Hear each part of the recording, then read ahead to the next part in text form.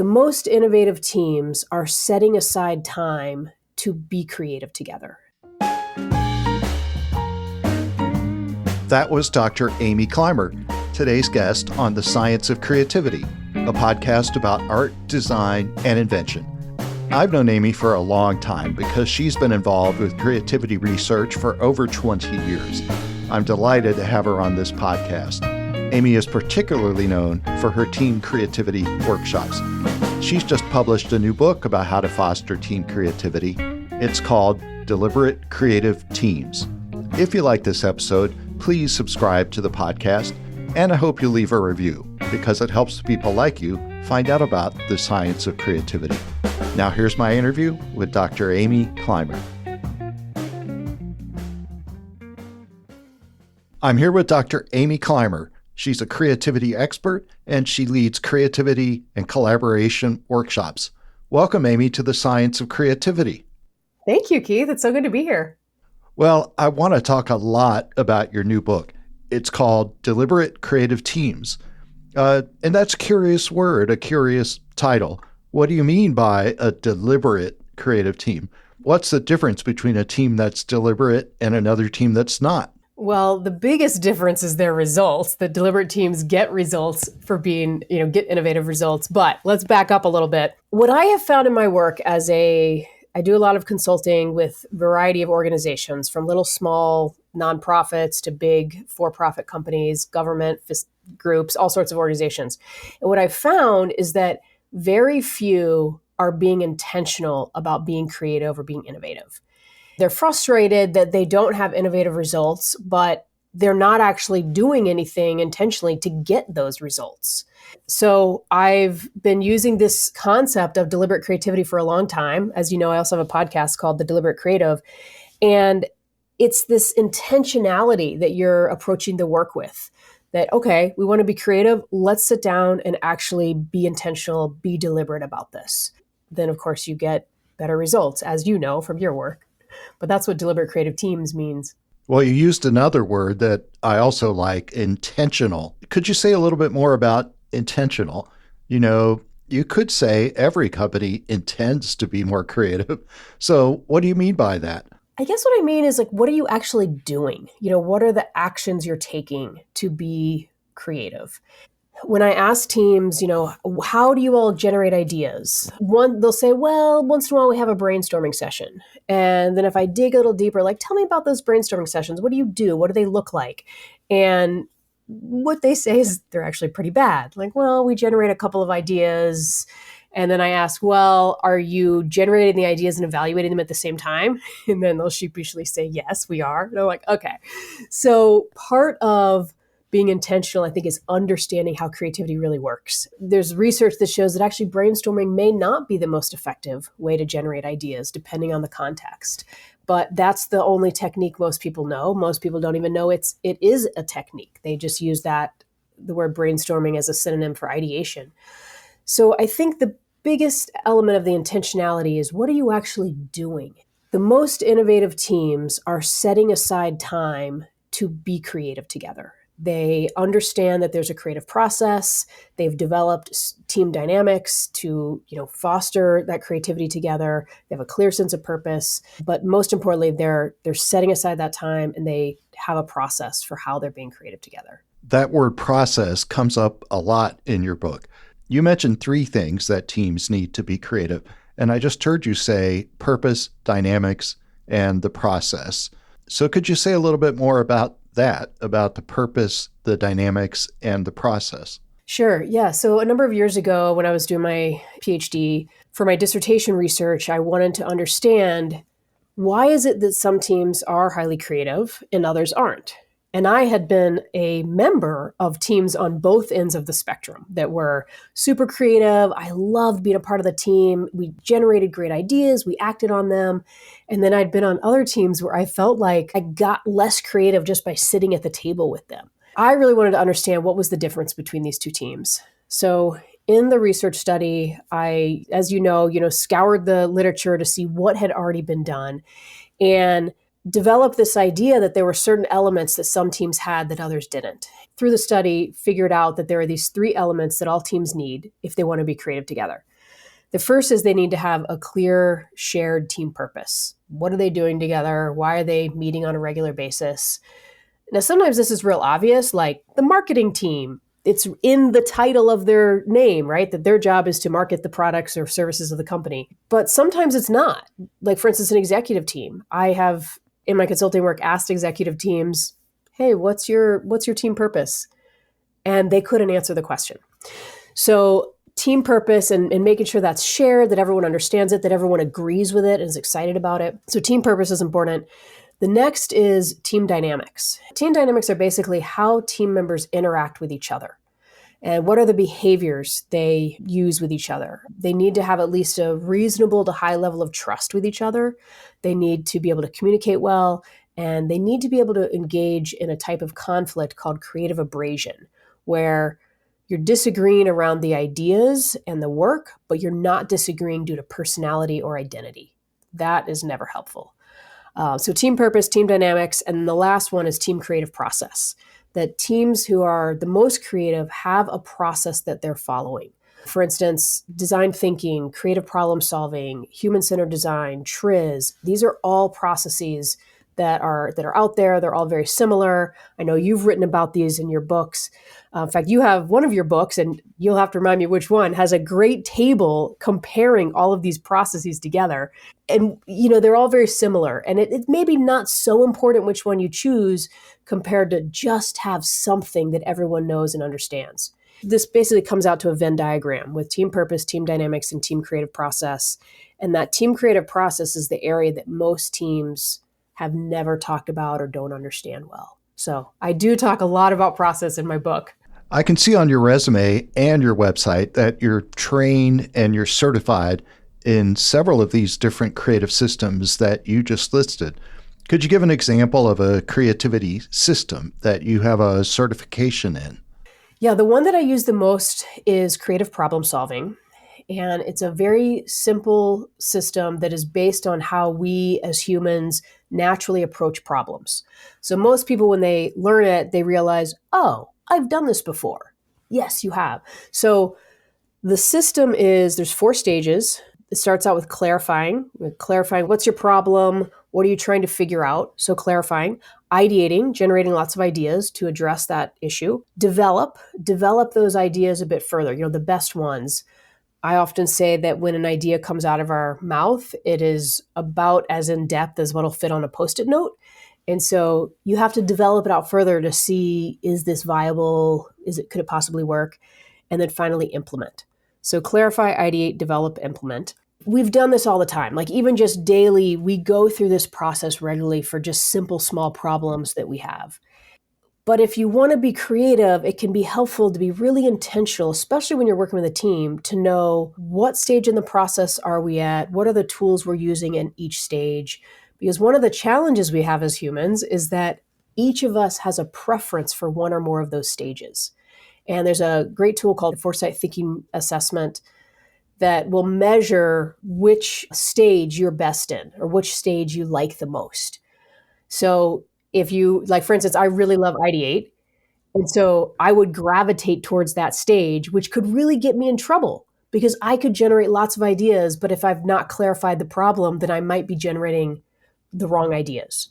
That's the process that I teach the most is creative problem solving. Right. Creative problem solving.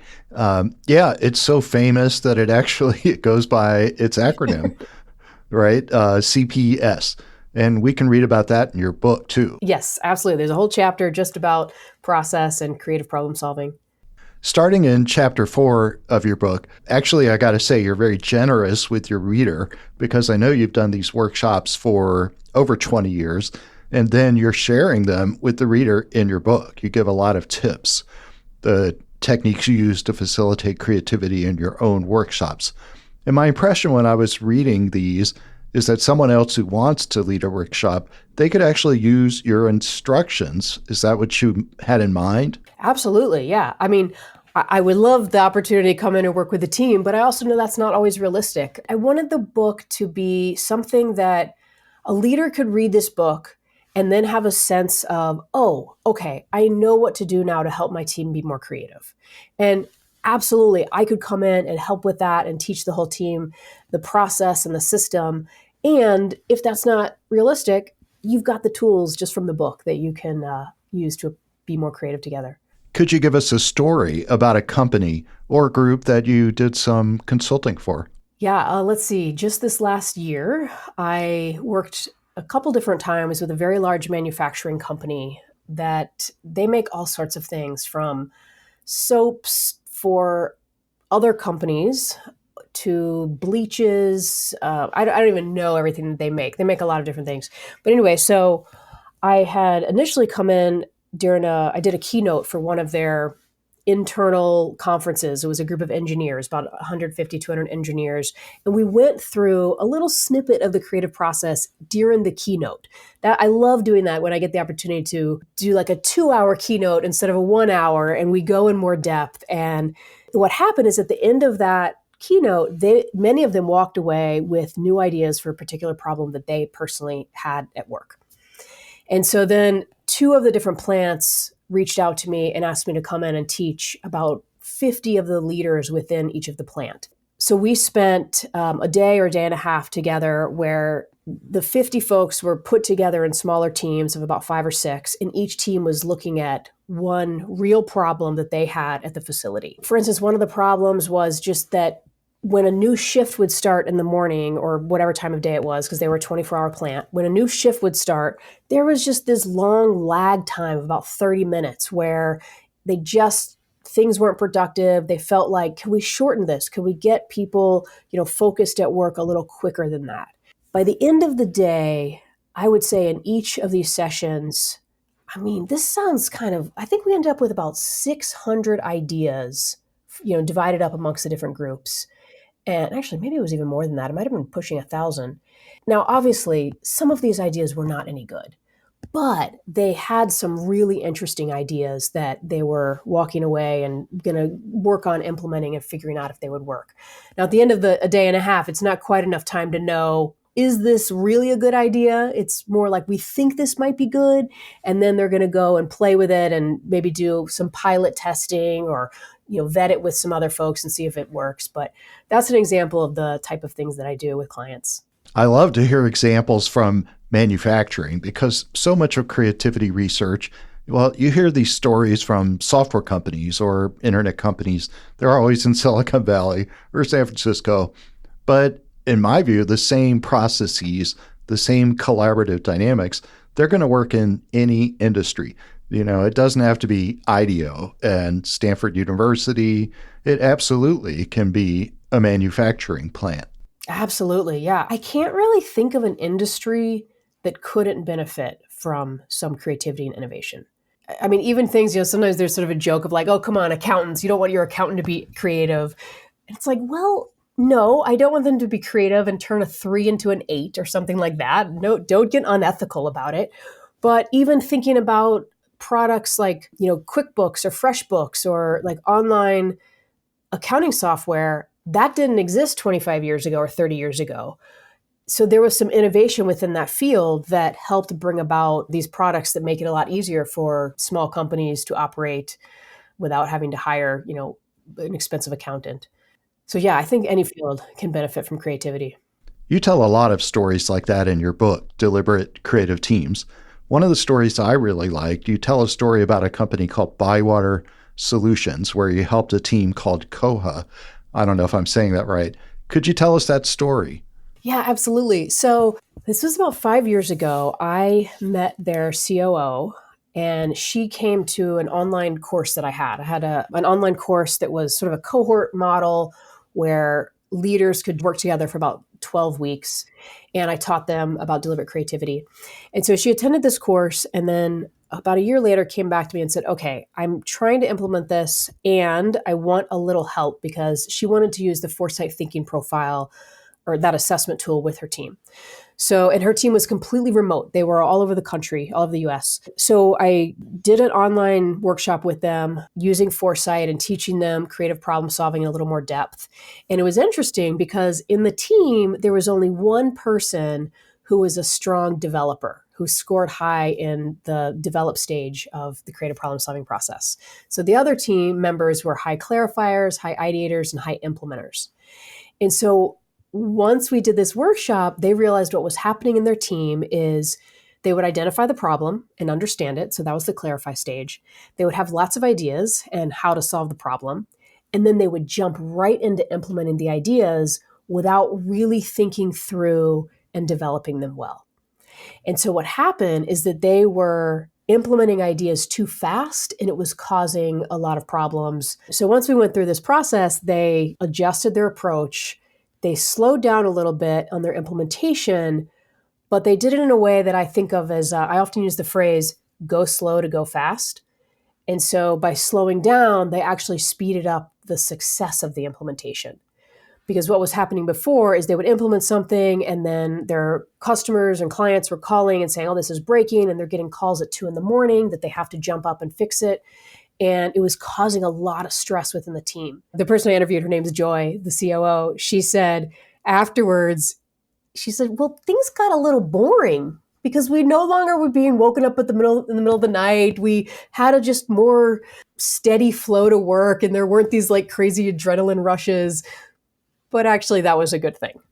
So yeah, just being able to slow down and adjust their approach, they were able to be a lot more creative and more successful in how they were implementing their work. I love that story. It reminds me of something that happens a lot in my own consulting. People really just want to rush to the implementation as fast as possible. And what they end up doing is they end up not engaging in the process at the beginning. And when you skip over that process, it means you might be wasting time at that implementation stage. Absolutely. Yeah, I think that happens a lot. I think that right now in our culture, and it's been this way for a while, is there's just this intense pressure of like, hurry up, do things fast. We expect that if we place an order online, it's going to be in our house within a couple of days, even if it's coming from across the country. I think our expectations for speed have changed. And so I think what's happening is that inside companies, there's just this pace that is not actually realistic and it's causing a lot of problems. And it's like, okay, let's just slow down a little bit. And then the go slow to go fast, I'm a big believer in it. You started that story talking about a stage that you called clarify. And it seems like that might be a stage that people jump over really fast. They think they know what the problem is. They think they have a clear understanding. So what are you going to be doing in the clarify stage of your workshop? Yeah, you are absolutely right that people jump over that. They think they understand it. And what I've seen, and I know you've probably seen this in your work, a lot of creativity researchers have, is that when organizations or teams, when they think they know the problem, they don't spend any time clarifying, they end up solving for the wrong problem. And so then they implement a solution, it doesn't change anything, and they're really frustrated. And obviously that slows things down, right? Because they've spent all this time and potentially money trying to solve something. But even if you can spend 5 minutes, in fact, there was, I think Roger Firestein wrote a book about clarifying, and he said that even just 5 minutes of clarifying would make a big difference. I don't know if that was his research or if he was pulling someone else's, but I find that I try to practice this even in my household of like, somebody has a problem and we try to just ask a few questions before jumping into solving the problem. And that can be all it is. It's just, let's ask a few questions that aren't ideas, that just truly questions to understand what the person is saying or what the problem is. And then once you've understood the problem, then jump into ideation. Now, there's a lot of ways to clarify. Like I said, one of those is asking questions, but you can also use a variety of techniques. And one that I really like to use is called ethnographic interviewing. Ethnographic interviewing is a research approach that, qualitative researchers use. We're in this context, think of it as like a light version of it. We're not getting quite that focused on the research. But here's an example of when I used it. I was doing some work with the Mayo Clinic a number of years ago, and we had a full day training with a group of their leaders. And I told them, as we got to the clarify stage, I said, okay, we're going to take 30 minutes and you all are going to make some phone calls and do some ethnographic interviewing right now. And basically what that means is they're finding somebody that's related to this problem, and they're just asking questions to really understand their perspective. The group of leaders, is about 20 of them, they were like, no, we cannot do this right now in the moment. And they gave me a lot of pushback. And they said, we're an organization that, we really are value making appointments with each other and scheduling time. And I can't just call somebody up. And I said, just try it. Just see what happens. If you can't talk to the person you want to, go to your second or third choice. Just see how many people you can talk to in 30 minutes. And I was recommending short 10-minute conversation. So I sent them off for 30 minutes. At the end of 30 minutes, I could not get them to come back to the room. They were so excited about the interviews, and they were kind of scattered around in different corners. And they were like, no, Amy, we need more time. This is so cool. And they came back eventually just buzzing with excitement. Every single small group said, we understand our problem from a different angle, and we now have new ideas that we would never have had we not done those interviews. So that's one example. And it didn't take much time. In 10 minutes, some of the teams talked to 3 different people. In 30 minutes, some of them talked to 3 different people. So that's one example of something you can do to clarify that problem at a little bit deeper level. It sounds like the contrast that I write about between problem-solving creativity and what we call problem-finding creativity. Absolutely. Yeah, absolutely. You can use creativity to solve a problem or to come up with a more creative solution. But a lot of times the problem isn't that you need to solve a problem, but the problem is that you formulated your problem incorrectly or just not in a useful or productive way. So what you really need to do is you need to go through this problem finding process where you try to find or formulate a better problem. And that sounds like what you're calling clarify. Absolutely, 100%. And I'm glad you said that, because I think we use different terms for the same thing all the time. And it is the same thing. Yes, we're finding what is the real problem here. You tell stories about the Mayo Clinic several times in your book, and seems like you have a close relationship with them. So what are some of the other consulting projects you've done for them? They actually just called me to come back this year to do another session with a group of leaders. They do these year-long leadership programs for different levels of leaders within their organization. A group of mid-level leaders that have been kind of shoulder tapped that may be future executives, or more kind of entry-level leaders that are showing a lot of promise. And so I've worked with a number of those different groups where I've come in. I'll be out of a year-long program, I'll work with them for a portion of that time. I also did a program with their IT department where they were going through a lot of change. And that was a bit more of like a consulting engagement where I worked with them for several months and helped them look at how could they make the changes they wanted to make using creativity, so that they didn't just jump to one solution when that might not have been the best solution, but to actually use the creative problem-solving process and the deliberate creative process to be more creative throughout that change that they were working on.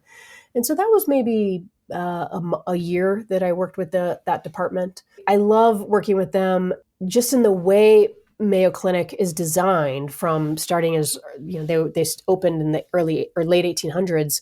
They've always had a lens to how can we do this best for the patient. And that is just always their focus.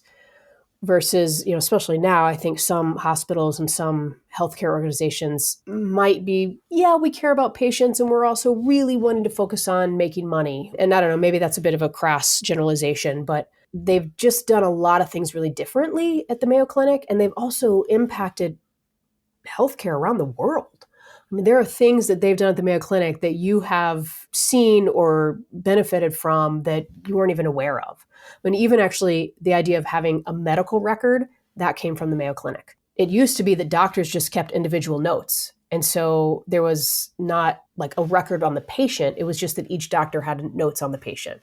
And then the Mayo Clinic said, okay, we need to make this so that it's easier for us to compare with each other and talk and collaborate. And so they made the record related to the patient, and each doctor would add notes to that record. And now that's like standard practice everywhere, which is really cool. Oh, I didn't know that story. I can't imagine at a time in the past when every doctor would write down notes They would leave the room with their own notes. Then another doctor comes in and takes their notes. Then there'd be miscommunications and, something might happen with the patient because they hadn't communicated well.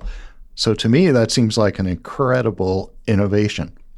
Yeah, absolutely. And that was, I think, as early as sometime in the early 1900s that they came up with the medical record. And I can see why that would be difficult organizationally, because a lot of times creativity is blocked by, sometimes I call it a possessiveness mindset. You might have these doctors who say, these are my notes. It's my professional expertise. Why should I share these with others? But when you go through an organizational transformation like that one, it really happens at the team level or the organizational level. You have to release some of that control that you have. Mm-hmm. I love that phrase, possessiveness mindset. That's spot on. I think that it does really hinder creativity. It's interesting. I got to give a nod to like the youngest generation right now, like the Gen Zs, because I think that they're doing a better job of, like they're just putting their stuff out there in the world, and maybe sometimes too much, but there seems to be less concern about that possessiveness. And I mean, again, that's a generalization, but I think it's really cool that they are helping us, some of us older folks like, oh yeah, that's right. I can share this more freely. Yeah, right. Like putting things out there in a free Substack newsletter or even a podcast. Exactly.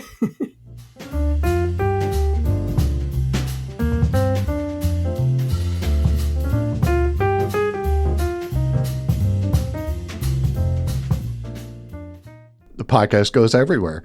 And I hope a lot of people are going to listen to this podcast and learn about your workshops. You've been doing this, your website says 25 years. And this book that you've just published, Deliberate Creative Teams, is that something you think you might use in your workshops? Or is it basically it's kind of like your gift to other people that might benefit from your insights or your workshops? I think actually a little of both. Definitely in my workshops that this could be a great like textbook for the programs. I think it also can be great for organizations to get as like a lunch book club or something where, hey, everybody get a copy of the book and let's meet once a week for a few weeks in a row and work through the book, and maybe working in the meantime, they're, each leader is going back to their team and implementing pieces of it with their team. The whole purpose of the book is to help teams and leaders lead innovation better within their organization. Well, this book, it's your first book, but it's not the first thing that you, should I say, printed. I'm really impressed with your card deck. So Amy has a card deck. It's called the Climer Cards, and that's something you use in your workshops. Is that right? I just love the card deck. I have it on my desk. I wish we could show some pictures of it because the cards they're wonderful paintings that I believe you made. So tell us about the card deck. Yeah, thanks. Yeah, the card deck has been a fun project, I guess, process, both. So I created these they first came out in the world in 2012. And what they look like, they're the size and shape of a regular deck of playing cards. And on one side are 52 different images. They're all actually watercolor paintings that I did. And they're kind of like iconic, a little bit cartoonish, very, kind of whimsical drawings of things that would create good metaphors, or that we often use as a metaphor. For instance, there's like a eye, like a human eyeball, a cactus, a plant, an octopus, a door that's open, or like half open or half closed, a giraffe. Anyway, there's 52 different images here. And the way they work is that you take the images, the cards, and you lay them out on the table. And then you ask the team a question or the group a question. And it really can be almost on any topic. I haven't come up with a topic yet that wouldn't work. But for instance, let's say you are trying to get more creative and you're about to start a workshop on creativity. You might say, pick a card that represents when you get stuck when you're trying to be creative. And then everybody takes a card, and then you can share with each other.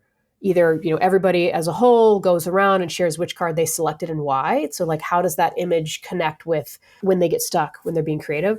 Or you maybe just share in pairs or in trios or something.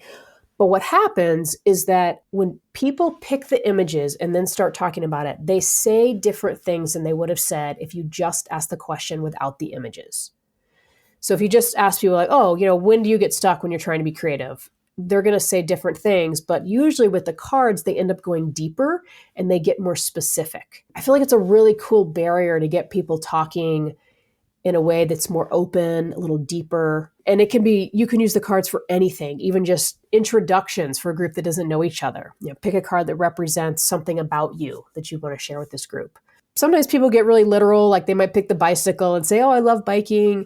And then other times they're more metaphoric with the images. Well, I'm looking at them right now, and I see one of them has a bag of groceries, another one has a spool of thread, and I'm thinking about a story that you tell in your book. Right at the beginning of your book, you tell a story of taking an art class in college, and you had a very bad experience with the instructor, and you actually stopped. You stopped generating art. You stopped painting. But these cards look wonderful. So what happened there? How did you stop, and how did you come back to this kind of painting?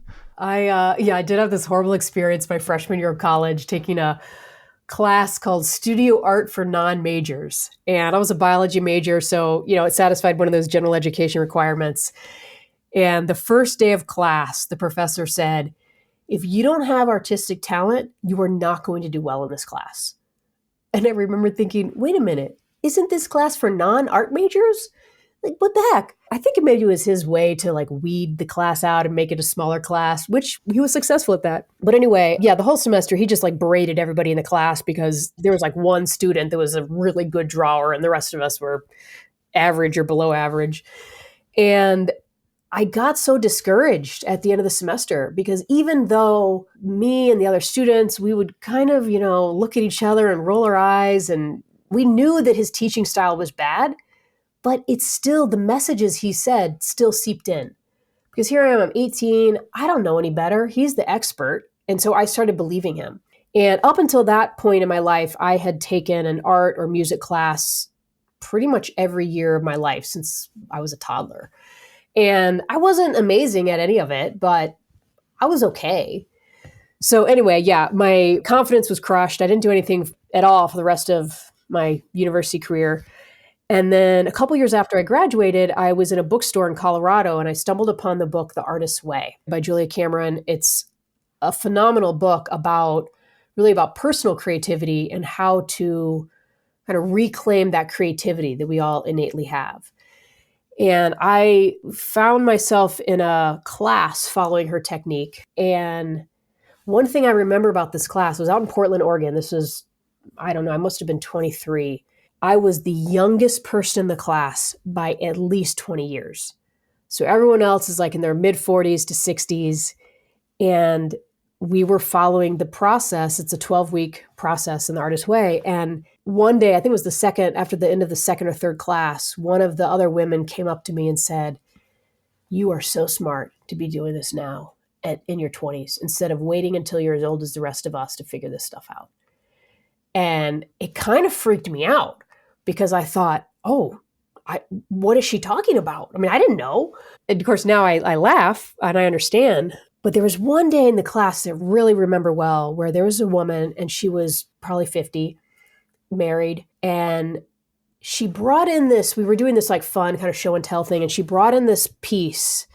It was a framed piece of art and it had a mat board with 6 different square openings in the mat board. She's holding it up in the front of the room and she's talking about it. And from where I'm sitting, what it looks like is there are 3 maple leaves in red, orange, and yellow that had been mounted onto the board. And then there were 3 other leaves that were drawn in pencil. And she was so quiet and meek and had no confidence in her creative or in her drawing ability. And she passes this piece around and I get a closer look at it. Every square had a drawing. And so what I thought was an actual leaf was this highly representational drawing.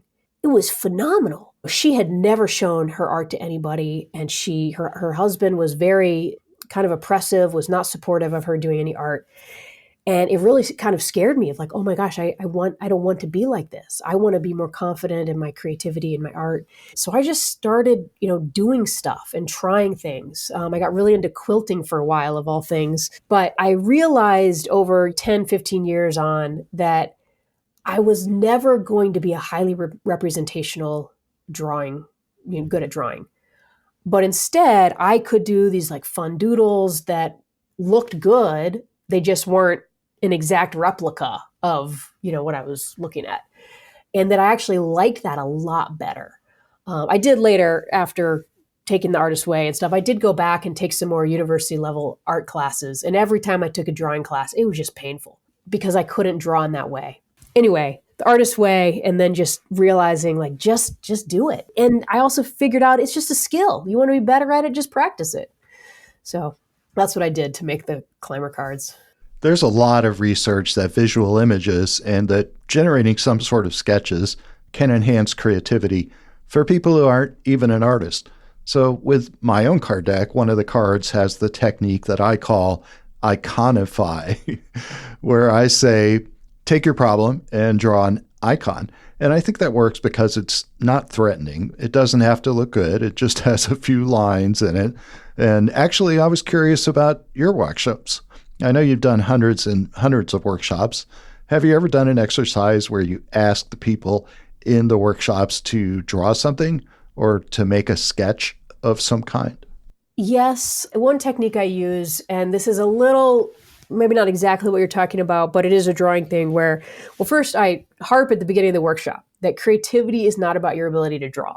That they're both skills. Maybe there's a small overlap, but you can be very highly creative and be terrible at drawing. But then I asked them to do something called a blind contour drawing. And this is a very common thing that the students learn in art school. The way it works is you look at something, an object, a person, whatever it is, and you draw the thing with one line, like you never pick up your pencil and you never look at your paper. And so you're trying to, basically draw an outline and then draw the inside pieces without looking.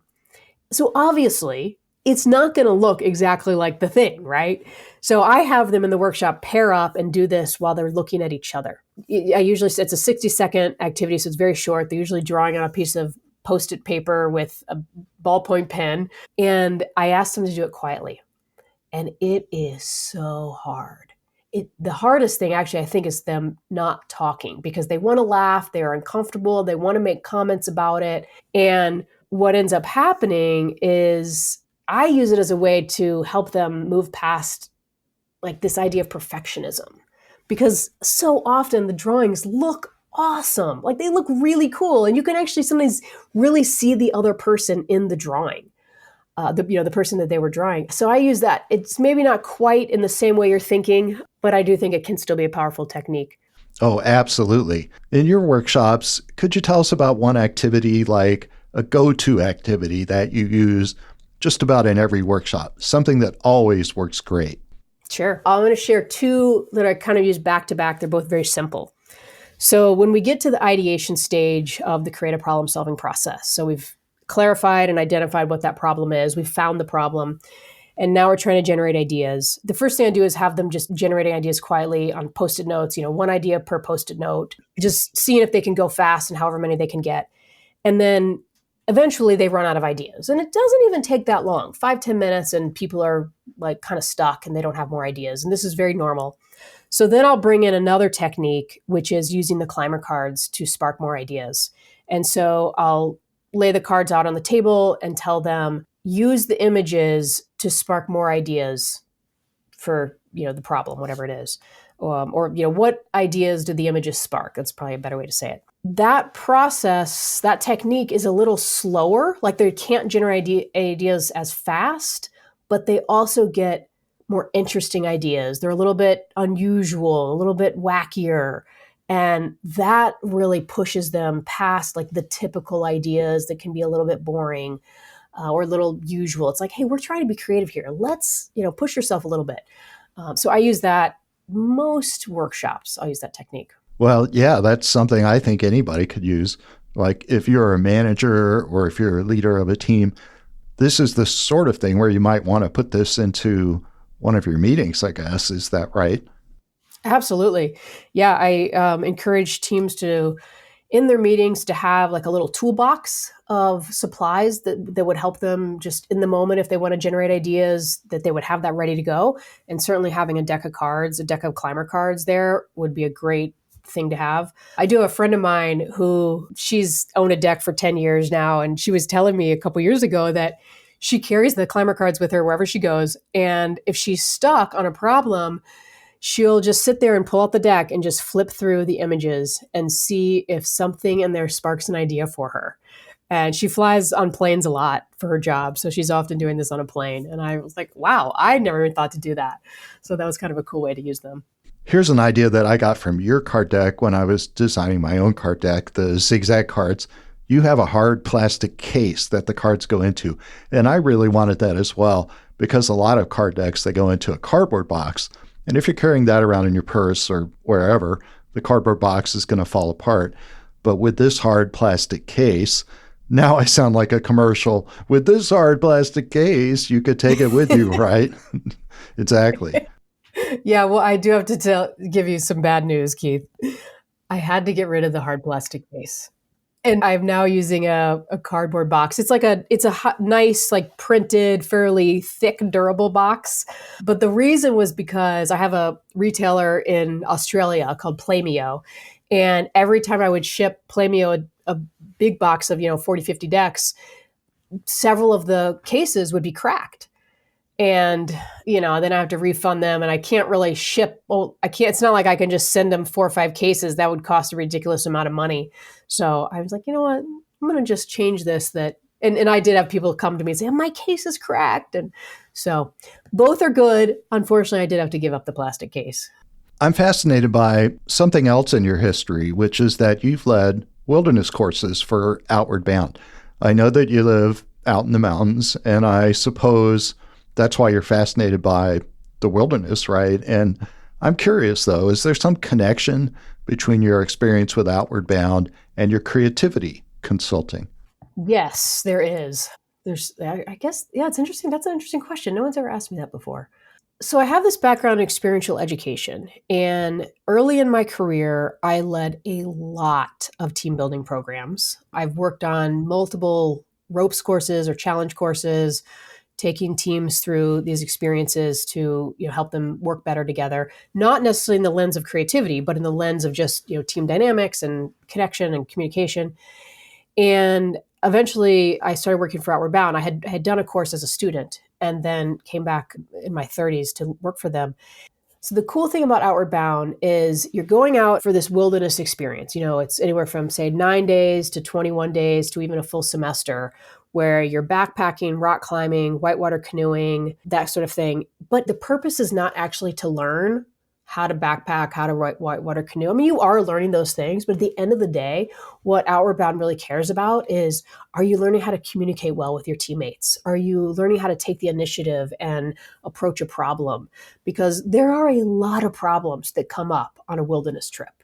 I mean, every single night, especially if you're backpacking, you're looking for a different campsite. And these aren't like set aside campsites with a nice little sign next to it. It's like, hey, we're out in the woods along this trail. Where's a good place to stop? And then you pick your campsite and, oh, we need to hang our food from up in the tree so it doesn't get eaten by a bear in the middle of the night, and figuring that out. And there's a lot of just like little small creative problem solving that goes into a course, and that we're teaching students to be more creative. And one of the things that I realized throughout my 20s and 30s when I was doing a lot of experiential education, and I still do it, but I do it in a different way. But anyway, one of the things I noticed is that we were asking people to be creative and we weren't teaching them how. I think this happens, well, I know this happens everywhere. In our K-12 education, we are asking students, well, actually, I should take that back. We're actually not asking students enough to be creative. We should do that more. But definitely as adults, they're being asked to be creative in their work, but they haven't been taught how to be creative in their younger years. In fact, if anything, schools sometimes can push that out of them. So I think that I saw that in Outward Bound in their educational model, because it is so experiential. They were asking students to be highly creative, and they were, but I think all programs could do more to teach creativity and be intentional about it. And that definitely was motivating me to get more intentional about how I teach creativity. Well, thank you. I really enjoyed that story. Well, as we're wrapping up the interview, I'd like to ask everyone the same question. And here's the question for you. It's for our listeners. Is there something they can do in the next week? Or do you have some advice or maybe a small technique that it's easy to do something you could do in the next week to enhance your creativity? Yes, absolutely. So I had this aha moment a few years ago. I was hanging out with my dad and we were spending some time together for one of the holidays, I don't know, Christmas or something. And a few of us are sitting around his living room and we somehow start talking about a national problem that really we have no real understanding of, right? Something that was in the news. And he spouts out some idea. Oh, you know what they should do is da da da da. And I looked at him and I said, Dad, that's never going to work. And he looked at me and he said, well, okay, Miss Creativity. And I just thought, oh, touche. And I'm so glad he made that comment, because what I realized is that, here it was like shooting down an idea. None of us were doing anything related to this problem. We were just talking and having a conversation. And even if we were going to do something, that was completely inappropriate for me to say that in the moment. And it really made me notice, when are the times that I shoot down an idea unintentionally? And of all people, I should know better, right? Like, I study this stuff, I think about it just like you do. And so then I started really thinking about and noticing, when do I feel this sense of resistance coming up in my body? And that's the thing I would encourage people to do this week, is when you're in a conversation with someone else, whether it's a team member, a colleague, your spouse, your kid, anyone, notice, do they throw out an idea that you feel compelled to immediately push back against? And if so, just take a pause, take a beat, take a breath, and maybe just let them continue going. Just maybe say, oh, that's interesting. Or, oh, how might that look? What might that look like? Or, follow up with a question rather than shooting down the idea. I've noticed that, even still, this has been a few years since this happened, probably about 5 or 10 years. And I still find myself needing to pay attention to that so that I don't jump in and shoot down an idea too soon. So that would be my advice, is just play with that this week, take notice, and see what adjustments you can make. Well, thank you for that personal story. And I'll say I do that myself when I'm in meetings here. I'm a professor. I'm always in these faculty meetings and administrative meetings. It's very hard not to have that instinct of just jumping out and saying why it's not going to work. I think everybody has that instinct. Yeah. So it's great advice to be conscious about that, or, like you say, be intentional about that. Yeah. Can I ask you a question, Keith? Sure. Okay. So in those faculty meetings, when you feel, kind of compelled to jump in, which I've been there many times, do you ever, in your meetings, do you all ever separate out, like, hey, let's just generate ideas for a few minutes before we evaluate them? Or is it just more of like, we're throwing out ideas and evaluating them at the same time? You know what? I don't think we've ever had a brainstorming session or tried to throw out ideas. It's kind of sad now that I think about it. Maybe we should be more intentional about that, I think. Yeah. Okay. Yeah. I was just curious, because that's what I see a lot, is that, and I guess that goes back to what we talked about at the very beginning, is that's the difference between, that's what the deliberate creative team is like, they're recognizing, hey, we've got this little problem we need to address. And it could be tiny. It could be a 5-minute conversation to solve the problem, but to just say, let's generate ideas for 2 minutes and then let's take 5 minutes to evaluate them. Or, it doesn't have to be a lot of time, but I do think separating those two things out can be really helpful. And I don't see it very often. So that's why I was curious. And thank you for sharing that. Yeah, I guess I should go back, because it does happen sometimes. I was thinking back and I thought, I wasn't fair. We actually do that. Maybe it's not intentional.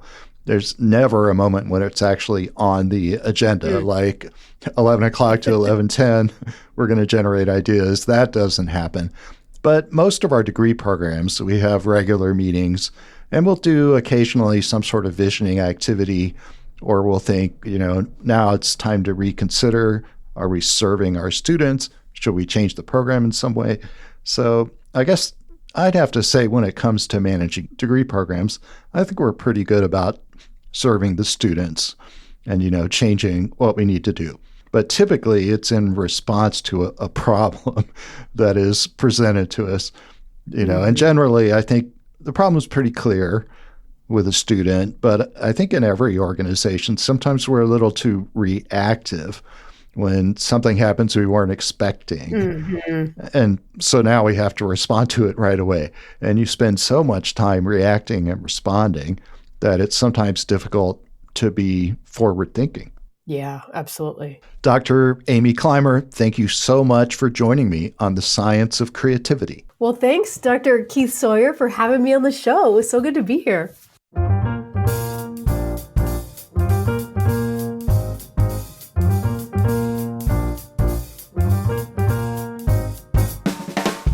Amy and I talked a lot about creativity research and also about practical tips you can use to be more creative in daily life and in the workplace.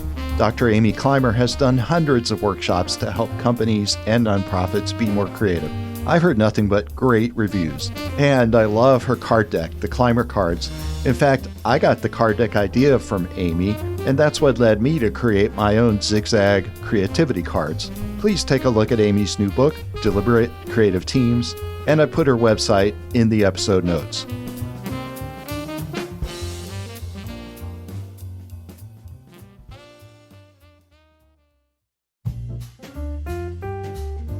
Thank you for listening to The Science of Creativity.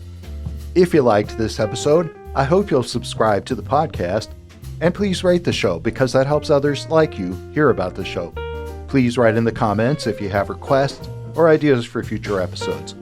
I'll see you next time on The Science of Creativity for insights and inspiration about art, design, and invention.